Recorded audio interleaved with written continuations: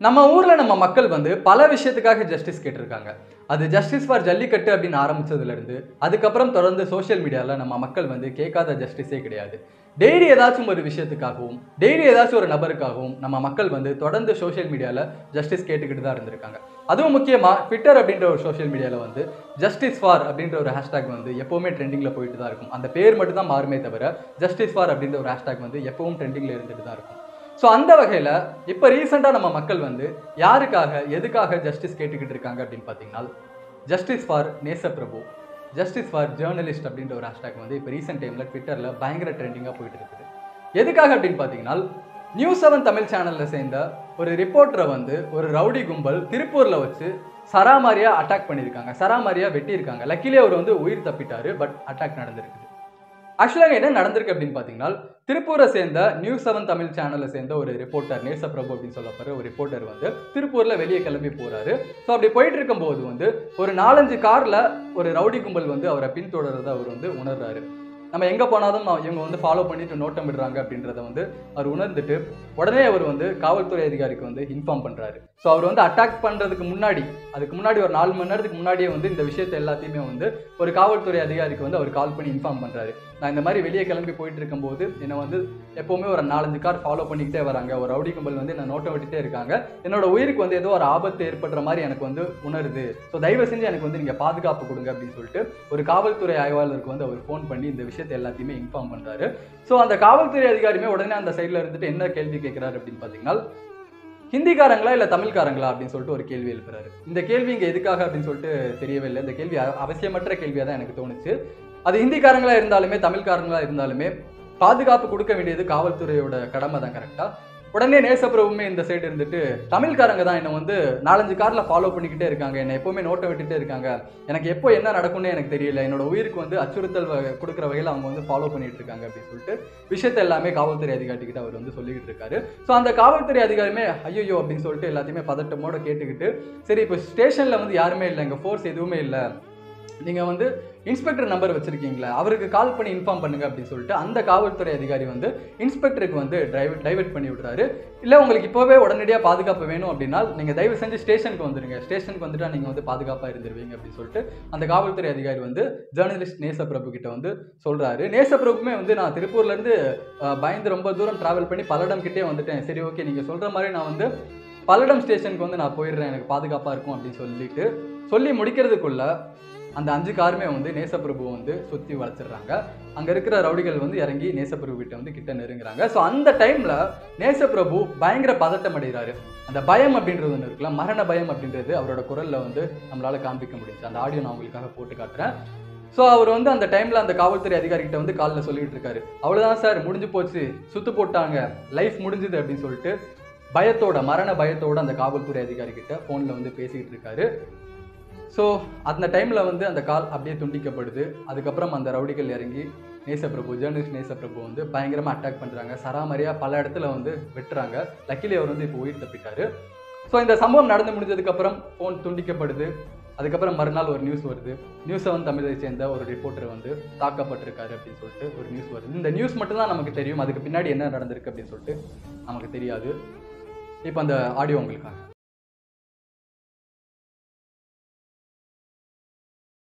India தமிழ்காரங்களா? தமிழுங்க, பூராத்துக்குமே 26 வயசுக்குள்ளதான் இருக்கு மாமாங்க. 6 பேருங்க, ஒரு ஆள் 2 ஆள் கிடையாதுங்க. ஐயோ சரி ஓகே, சேஃப் இடத்துக்கு போயிட்டீங்களா? சேஃபான இடத்துக்கு வந்துட்டேங்க. சரி ஒண்ணும் தெரியல. இப்ப நான் ஒரு டைம் எல்லாம் 2 டைம் இல்லைங்க சார், வந்துட்டே இருக்கிறானுங்க. இது எத்தனை டைமுங்க சார் இவனுங்களை பாக்குறது? நான் இப்போ ஸ்ரீபதி கட்டுன்னு இருந்தா பல்லடமே தாண்டிட்டானுங்க. நீ நம்ம பல்லட போலீஸ் கிட்ட சொல்லி நீ அவங்க பிடிக்கும்னு நினைச்சோம்னா அவனுக்கு கேமராலேயே இருக்கிறானுங்க சார். ஸ்ரீபதி கேமராலையும் இருக்கிறானுங்க, பெட்ரோல் பங்க் கேமராலையும் இருக்கிறானுங்க. இப்ப பல்லட வழியா இந்த ஸ்கேடை தாண்டி தான் போகணும். ஆமா சேஃப் இடத்துல இருங்க, இன்ஸ்போர்ட் நாலேஜ் கொண்டு போயிடுறப்ப. சரிங்க சார், நான் நீங்க கொஞ்சம் சொல்லிடுங்க சார். ஆனா எது வேணாலும் நடக்கலாங்க. ஒண்ணுமில்ல, இன்ஸ்போர்ட் நம்பர் இருக்கா? கவர்மெண்ட் இன்ஸ்போர்ட் நம்பர் இருக்குங்க சார். இருக்குங்க சார். நம்பர் இருக்குங்களா? இருக்குங்க சார். சொல்லட்டுங்களா? சார் இருக்குங்க சார், நான் இப்ப கூட்டு பேசிடுங்க. அவட்ட பேசிருங்க. நான் சார் வந்துட்டானுங்க சார். என்ன சொல்றீங்க? வர ஸ்டேஷனுக்கு வரேன் சார், கொஞ்சம் வாங்க சார். 5 காருங்க சார். ஸ்டேஷன் சார் இங்க ஐயோ என்ன சொல்றீங்க? சார் என்னங்க முடிஞ்சது சொல்லுங்க சார், லைவ் முடிஞ்சது என்னங்க சொல்லுங்க எங்க சார். இருக்கீங்க 5 காரு சார், இனோவா எட்டிக்கா. இந்த வந்து பாருங்க. சரி, ஓகே. எதுக்காக இந்த ரவுடி கும்பல் வந்து ஜேர்னலிஸ்ட் நேசப்பிரபுவை அட்டாக் பண்ணியிருக்காங்க?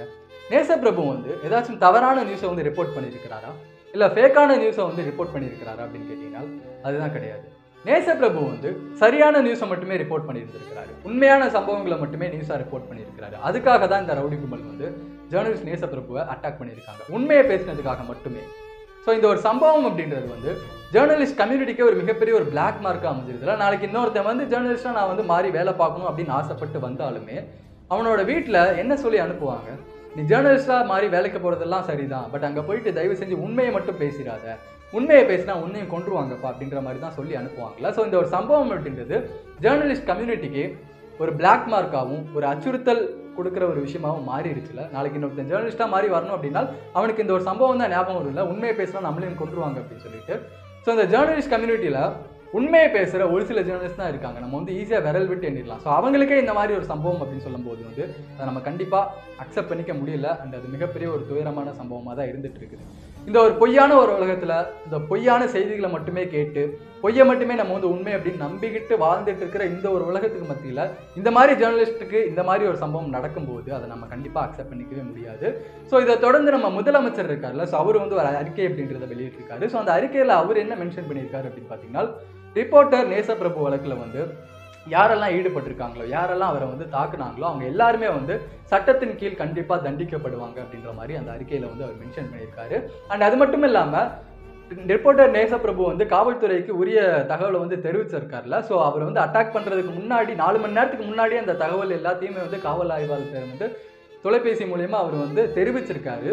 ஸோ அதுக்கப்புறமும் காவல்துறை வந்து சரியாக நடவடிக்கை எடுக்கல, காவல்துறை வந்து பாதுகாப்பு கொடுக்க தவறிட்டாங்கல்ல. ஸோ அந்த டைமில் யாரெல்லாம் டியூட்டியில் இருந்தாங்களோ அவங்க எல்லாத்தையுமே வந்து காத்திருப்பு பட்டியலில் வந்து மாற்றிருக்கோம் அப்படின்ற மாதிரியும் அந்த அறிக்கையில் வந்து முதலமைச்சர் அவர்கள் வந்து மென்ஷன் பண்ணியிருக்காரு.